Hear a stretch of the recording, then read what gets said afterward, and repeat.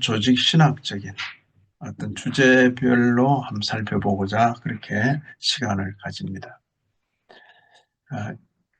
수요일날 이 시간에는 또 특히 성경을 다룰 때는 자신이 읽는 그 성경을 항상 그 곁에 가지고 있으면 좋겠습니다.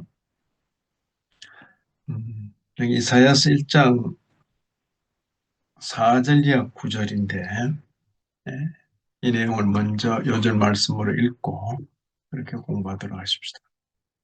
이사야서 1장 4절 이하 9절입니다. 천천히 함께 봉독합니다. 슬프다 범죄한 나라요, 허물진 백성이요, 행악의 종자요, 행위가 부패한 자식이로다.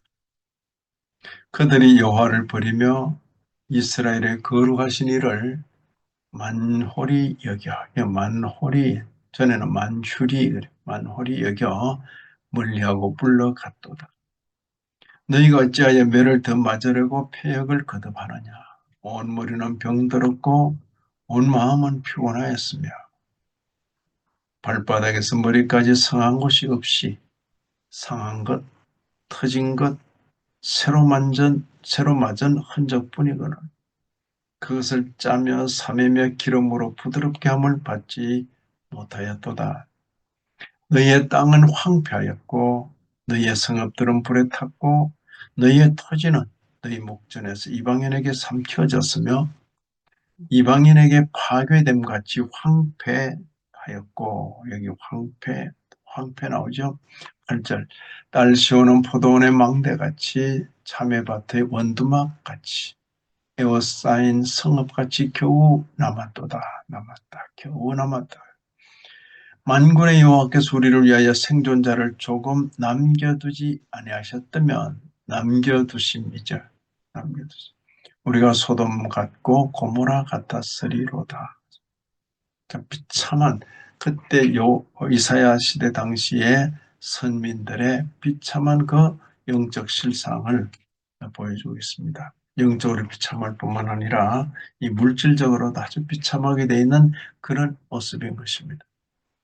자, 오늘 교환을 보십니다. 교환은 지난주일 가져가셨을 텐데, 그전주일 가져가신 건데, 이사야서의 에세이 인간론. 앞으로 이제 교재를 받으시면서 잘 이렇게 간직해 놓으셔야 됩니다. 이사야서의 인간론입니다. 정통 개혁 신학의 관점에서 볼 때 다 몇 가지 주제입니다. 인간의 전적 타락. 그런 면이 이사야서에 있는가? 우리가 쭉 읽으면서 인간의 전적 타락. 하나님의 형상으로서의 인간의 소명, 그리고 구속사 속에서 인간의 역할과 회복 가능성, 이런 것들이 이제 그 인간론에 관한 인간론 할 때 이사야서에서는 인간을 어떻게 표현하고 정의했는가, 그 뜻입니다. 지난 시간에는 이사야서에서는 하나님을 어떤 분으로 묘사했는가, 어떤 분으로 고백하고 있는가. 먼저 인간의 전적 타락입니다. 전적 타락. 이사야서는 인간의 죄악과 그로 인한 전적 타락을 강하게 강조합니다. 여기 이사야서 1장 5절에 보는 것처럼 여기 보시면 너희가 어찌하여 매를 더 맞으려고 패역을 거듭하느냐. 온 머리는 병들었고 온 마음은 피곤하였으며, 이렇게까지 표현하고 있는 것입니다. 선민 이스라엘인데, 이스라엘 중에 유다인데, 그럼에도 하나님 앞에서 그 인간의 모습은 너무나 비참한 것이죠. 죄로 인한 범죄와 타락이죠. 타락이라면 본래 수준에서 떨어졌다는 겁니다. 바로 이런 내용이 인간의 전인격적인 타락을 묘사하는 것입니다. 이것저것 뭘 잘못했다, 그 정도 아닙니다. 신자나 불신자나 누구나 여길 수 있는 이것저것 잘못했네, 그런 단순히 도덕적인 실패를 넘어서 하나님과의 관계 단절, 그것을 의미하는 것입니다. 이 관계 단절과 관계에서 그 아래 나오는 그 표현이 아주 참 새길만 하죠. 음, 여기 23절 보시면 헛된 재물을 다시 가져오지 말아라. 제사를 명하신 그분께서 제사 싫다는 겁니다. 그죠? 14절. 그래도 선민들은 날 지키느라고 애를 쓰는데 너의 월삭과 정한 절기를 싫어한다. 싫어한다. 그것이 내게 무거운 짐이다. 이 신앙 관계에는 영적 어떤 관계입니다. 사람이 하나님을 향하여 기도하면 하나님께서 응답해 주는 그런 관계죠. 근데 여기 1장 15절을 보면 그런 관계가 다 끝나버린 겁니다. 너희가 손을 펼 때에 내가 내 눈을 너희에게서 가리고 너희가 많이 기도할지라도 내가 듣지 않는다. 이게 이제 그 하나님과의 관계 단절이죠. 인간의 전적 타락, 그리고 그 타락의 모습이 뭡니까? 하나님과의 은혜로운 관계가 끊어져 버린 거죠. 종교개혁자 존 칼빈 혹은 존 칼뱅이라는 칼빈은 인간의 마음은 우상 제조 공장이다. 그 말은 뭡니까? 아, 전적 타락에서 하나님을 어떻게 알아볼 도리도 없다.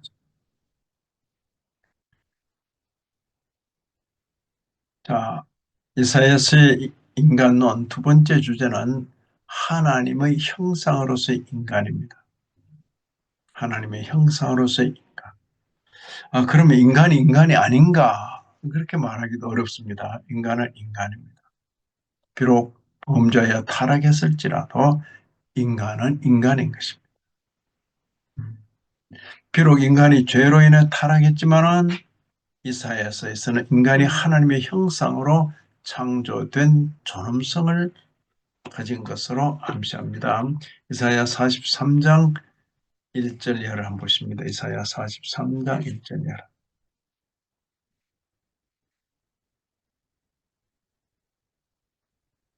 이사야 43장입니다.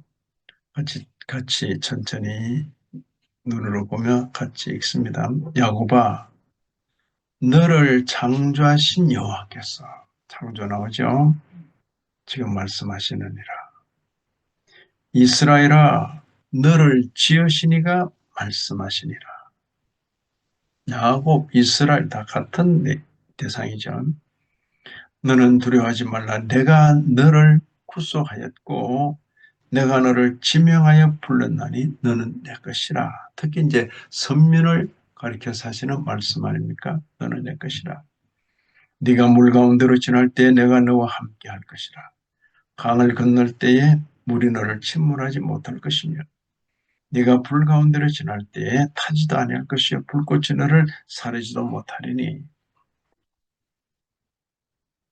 사람 비록 타락했지만은 그 기원이 하나님이라. 3절 대전하는 여호와의 하나님이요 이스라엘의 거룩하니요 내 구원자다. 하나님과 이런 관계를 말합니다. 내가 애굽을 너의 속량물로 구속와 서발을 너를 대신하여 주었나니. 이게 구속, 속량물, 대신 이런 표현에 유의하셔야 됩니다. 그렇죠? 자, 7절을 보시면 내 이름으로 불려지는 모든 자, 곧 내가 내 영광을 위하여 창조한 자를 오게 하라 그랬습니다. 내 이름으로 불려지는 모든 자, 내 영광을 위하여 창조한 자를 오게 하라. 그를 내가 지었고 그를 내가 만들었느니라. 지었고 만들었다. 그렇게 말씀하시죠. 사람은 누구 닮게 지어졌습니까? 그죠? 나의 형상과 모양을 따라 하나님을 닮아 지음받은 존재, 사람. 그것을 우리는 기억해야 할 것입니다. 개혁신학은 하나님의 형상이 죄로 인해 손상되었을지라도 완전히 소멸되지 않았다. 역시 아직은 인간이다. 인간이다. 그리고 이제 세 번째는 그 인간의 죄와 하나님의 심판입니다. 음, 자, 이게 이제 이사야에서 읽을 수 있는 그 어떤 내용입니다. 이사야서에서는 인간의 죄가 하나님의 공의로운 심판을 불러일으킨다는 사실을 강조하는 것입니다. 이사야 5장을 보시면 거기에 포도원 비유가 나옵니다. 이사야 5장을 보시면 포도원 비유가 5장 앞쪽입니다.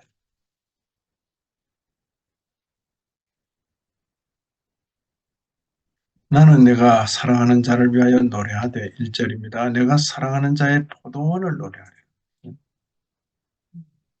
내가 사랑하는 자에게 포도원이 있습니다. 이게 마치 이제 어떤 아는 사람 이야기를 하는 것처럼 선지자가 하나님의 마음을 이렇게 시적으로 표현하는 겁니다. 내가 사랑하는 자에게 포도원이 있으며 심히 기름진 산이로다. 누구 이야기 하는 모양이다 느껴지잖아요. 땅을 파서 돌을 제하고 포도원을 가꾸는 거죠. 극상품 포도나무를 심었다. 이거 심으면 참 열매가 기가 막힙니다. 그러니까 이 이제 좋은 포도를 지키기 위해서 그 중에 망대를 세웠고 또 그 안에 술틀을 이제 그 포도 주스를 쫙 해서 이제 술을 짜고 이런 것입니다. 좋은 포도 맺기를 바랐더니 늘 포도를 맺었도다. 이게 이제 핵심이죠. 이게 이제 무슨 말인가? 그런데 이제 선지자가 또 설명하는 겁니다. 예루살렘 주민과 유다 사람들아 구하노니 이제 나와 내 포도원 사이에서 사리를 판단하라. 자, 내가 내 포도원을 위하여 행한 것 외에 무엇을 더할 것이 있으랴. 하나님께서는 최선을 다하셨다는 거죠. 내가 좋은 포도 맺기를 기다렸거늘 들포도를 맺으면 어찌 됨인고. 어, 포도가 열매를 맺긴 맺었는데 좋은 포도가 아니라 들포도다. 들포도라 말은 못 먹을 그런 포도가 됐다. 이제 내가 내 포도원에 어떻게 행할지를 너에게 이르리라. 내가 그 울타리를 그더 먹힘을 당하게 하며 그 담을 헐어 짓밟히게 할 것이요. 내가 그것을 황폐하게 하리니 다시는 가지를 잘라주거나 북을 돋아주거나 그렇게 안 한다는 거죠. 찔레와 가시가 날 것이다. 심지어 구름에게 명해서 그 위에 피를 내리지 못하게 할 것이다. 대단하죠? 그러면서 7절 보시면 7절 함께 봅니다. 만군의 여호와의 포도원은 이스라엘 족속이요. 포도원, 포도나무 이야기하니까 사람들이 포도나무인 줄 알아요. 그러나 그는 포도나무 이야기가 아니라 포도원, 포도나무가 친숙하다고 이스라엘에게. 그걸 예를 들어서 사람을 이야기 사람. 이스라엘 족속이요. 포도원은 이스라엘 족속이고 그가 기뻐하시는 극상품 포도나무 나무는 유다 사람이라 하죠. 북조 이스라엘은 망하고 남조 유다, 예? 살아남은 남조 유다입니다. 왜 이들을 이렇게 이 땅에 심으시고 이들에게 이런 기회를 주시는가?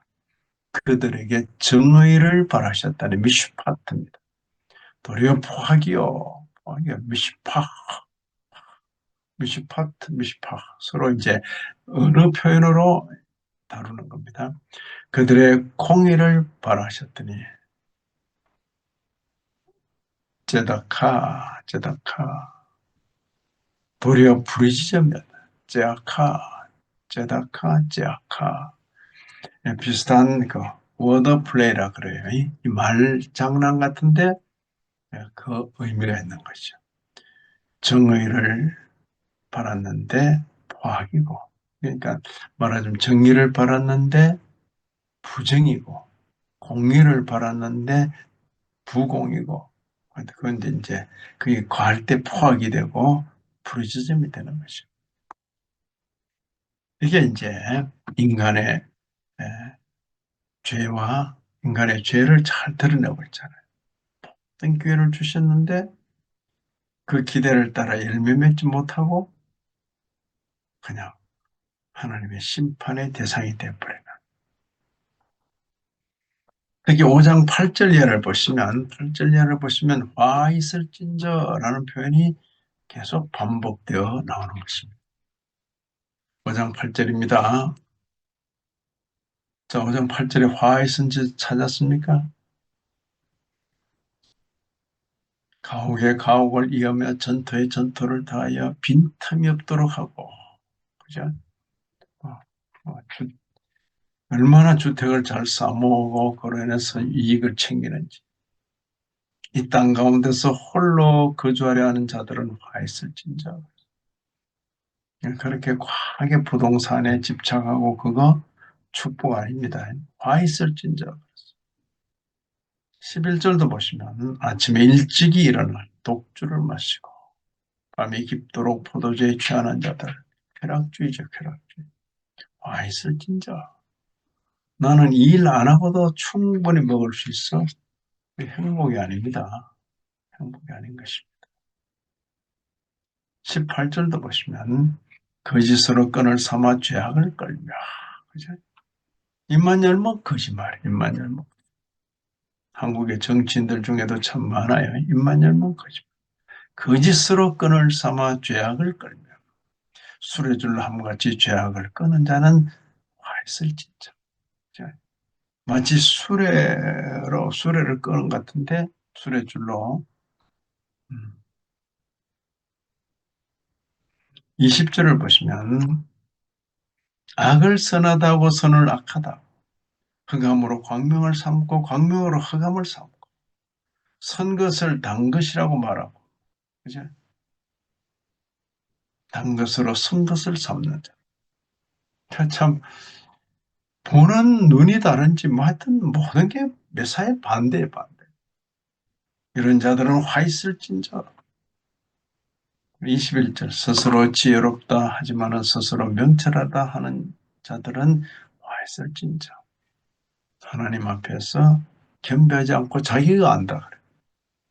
성경보다 내가 더 똑똑하다. 성경 옛날 책이고 나는 지금 최신 교육을 받았다. 그리고 22절 포도주를 마시게 용감하며 독주를 잘 빚는 자들은 와 있을진저. 무려 6번 반복되지. 하나, 둘, 셋, 넷, 다섯, 여섯. 그죠? 하나님의 심판입니다. 하나님의 심판. 그렇죠? 인간의 죄와 하나님의 심. 바로 이런 내용들 인간의 도덕적인 타락, 사회적인 타락, 영적인 타락을 폭로하고 있는 것입니다. 이처럼 개혁신학은 인간의 죄와 하나님의 심판을 구속사적인 틀 안에서 이해하는데 심판은 하나님의 공의를 드러내는 동시에 구속을 준비하는 도구. 참 기가 막힌 표현이네. 심판은 하나님의 공의를 드러내면서 동시에 구원을 준비하는 그런 도구. 자, 심판이 있어야죠. 심판이. 그죠? 죄에 대한 심판이 있어야죠. 그게 절망이 아니라 그것으로 끝나는 것이 아니라 기회를 주시는 것이죠. 이제, 이제 보시면, 아, 네 번째 주제는 지난 주일에 말씀 전한 바로 그 본문이에요. 10장 20절부터 22절 보시면.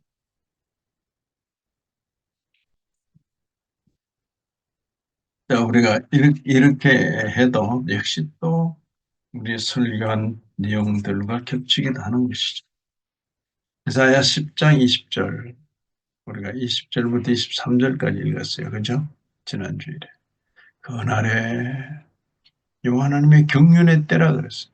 이스라엘의 남은 자, 야곱 족속의 피한 자들이 다시는 자기를 친자를 의지하지 않고, 그죠?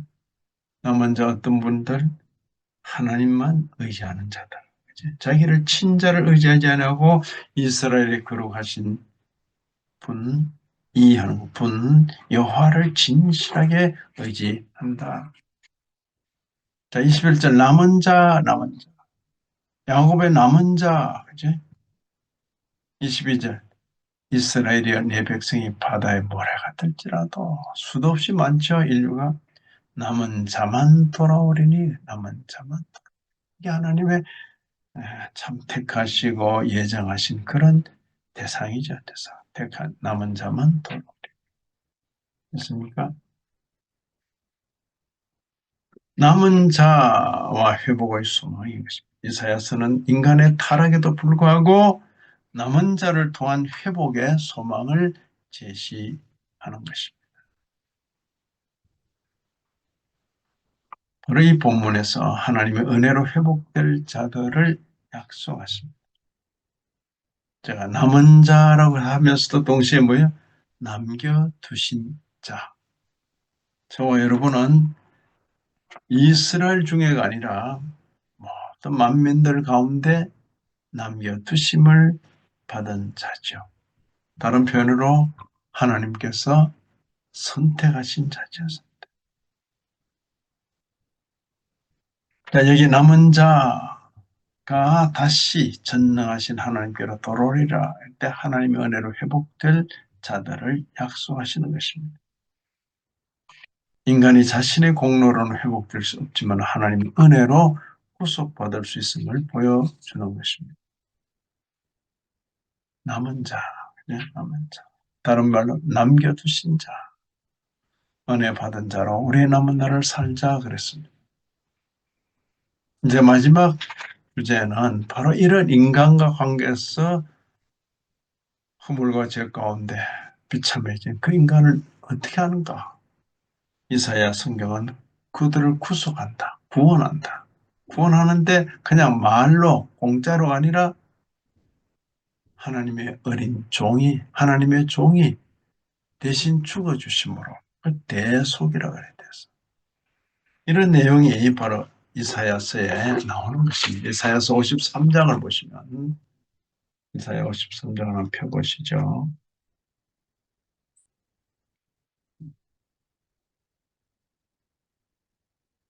이사야 53장입니다.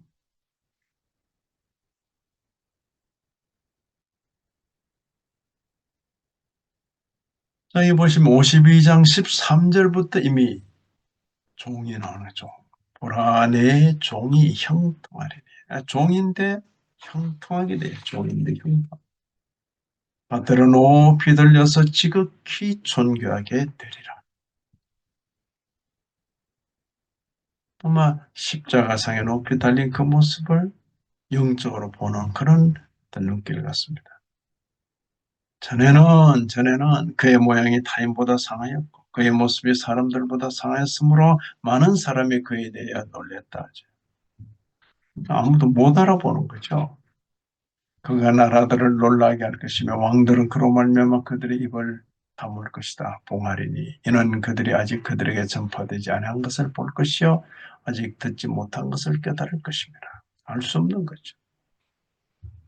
그러면서 53장 이렇게 시작하죠. 우리가 전한 것을 누가 믿었냐. 너무나 놀라운 복음이기 때문에 그는 그죠? 내 종 그는 주 앞에서 자라나기를 연한 순 같고 마른 땅에서 나온 뿌리 같다. 그죠? 홍 모양도 없고 풍채도 없음즉 우리가 보기에 흠모할 만한 것이 없다. 지금 누구를 지금 가리키는 것입니까? 메시아죠, 메시아. 그죠? 메시아 예언의 대목입니다. 그런데 신약 교회의 성경, 신약 성경에 이런 본문이 그대로 인용되어서 예수님에게 적용하는 것입니다. 그게 기독교입니다. 만약 이 말씀만 두고 읽고 있으면 그건 유대교지. 그런데 바로 이 말씀을 인용해서 예수 그리스도에게 적용할 때 그래서 신약이 있는 거 아닙니까? 구약과 신약. 그게 기독교지. 그는 멸시를 받아서 사람들에게 버림받았다. 간고를 많이 겪었고 질고를 아는 자다. 누굽니까? 마치 사람들이 그에게서 얼굴을 가리는 것 같이 멸시를 당하였다. 심지어 우리도 그를 귀히 여기지 아니했다. 4절 그는 실로 우리의 질고를 치고 대속이죠. 우리의 슬픔을 당하였거늘 우리는 생각하기를 징벌을 받았고 하나님께 맞아 고난을 당한다. 아주 참 모르는 소리를 한 것이요. 그가 찔림은 우리의 허물 때문이요. 5절입니다. 53장 5절. 그가 상함은 우리의 죄악 때문이라. 그가 그가 징계를 받음으로 우리는 평화를 누리고 그가 채찍에 맞음으로 우리는 나음을 받았도다. 이 내용이 예수 그리스도에게 적용됐다고 믿는 그 종교가 바로 기독교인 것입니다. 유대교는 예수 그리스도와 상관없어요. 우리는 다 양 같아서 그릇 행하여 각기 제 길로 갔거늘 여호와께서는 우리 무리의 죄악을 그에게 담당시켰다. 주의 종, 내 종이 그죠? 우리 모두의 죄악을 그에게 담당시키셨도다. 이런 내용이 쭉 계속되는 것입니다. 이사야 53장도 예수 그리스도 우리 주님의 대속의 은혜와 관계에서 늘 읽어야 될 그런 본문인 거죠. 맞습니까? 인간의 죄. 그러면도 그게 끝이 아니고 하나님의 종을 통한 그 인간의 구속과 회복. 개혁신학은 이사야 53장은 예수 그리스도의 대속적 죽음과 연관시켜서 인간의 죄와 구속을 이해한다. 그랬어요. 자, 오늘 우리가 함께 배운 이사야서를 쭉 읽을 때, 이사야서를 읽을 때, 이사야서는 사람을 어떻게 묘사했을까? 사람에 대한 그 이사야서에서의 정리를 오늘 배운 것입니다. 그래서 그걸 두고 인간론 이렇게 표현하는 것입니다. 먼저는 인간의 전적인 타락, 그리고 둘째는 하나님의 형상으로서 인간. 전적 타락했을지라도 여전히 하나님의 형상. 물론 변형되고 일그러진 그런 모습이긴 해도 인간의 죄와 하나님의 심판, 죄와 심판, 남은 자와 회복의 소망. 그리고 마지막으로 메시아를 통한 인간의 구속. 이런 내용들이 있는 것입니다. 자, 우리가 마지막 단락과 관계해서 그런 구절들이 어디 인용되고 있습니까? 대표적인 것이 바로 베드로 전서 2장 24절 25절 베드로 전서 2장 24절 25절 봅니다. 베드로 전서 신약 성경의 거의 마지막 부분입니다.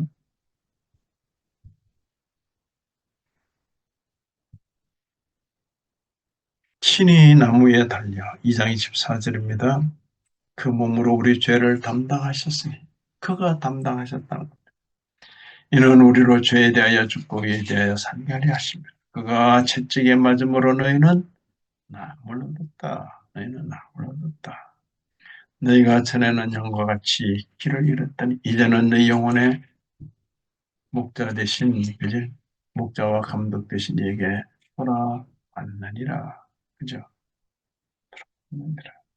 이사야서를 우리의 구원과 우리의 신앙, 우리의 구원과 관련해서 바로 베드로 사도가 그대로 인용하고 있는 것입니다.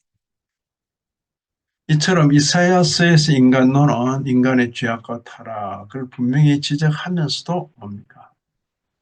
여전히 하나님의 형상으로서의 존엄성 그리고 은혜를 통한 회복의 가능성 이걸 보여주는 것입니다.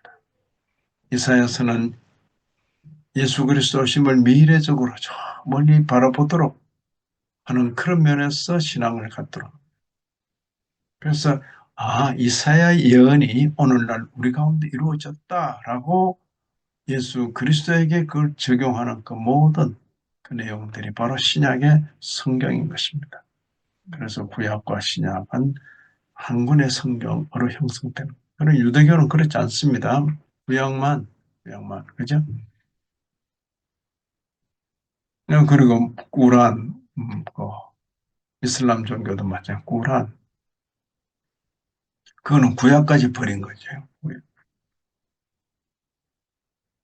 이처럼 개혁신학의 관점에서는 이사야서는 인간이 자신의 상태를 깨닫고 하나님의 은혜로 돌아오는 구속사적인 그런 여정을 강조한다 그랬어요. 인간은 하나님의 영광을 위해 창조된 존재다. 범죄와 타락으로 실패했어요? 되지 않아요. 대속의 은혜를 입고 하나님의 영광을 하나님께 영광을 돌려드리는 그 본래의 모습을 드러내는 것이야. 은혜 있기를 바랍니다. 하나님 아버지, 걸어가신 교훈들 가슴에 담고 우리의 남은 날을 살게 하여 주옵소서. 예수님 이름으로 기도 올리옵나이다. 아멘.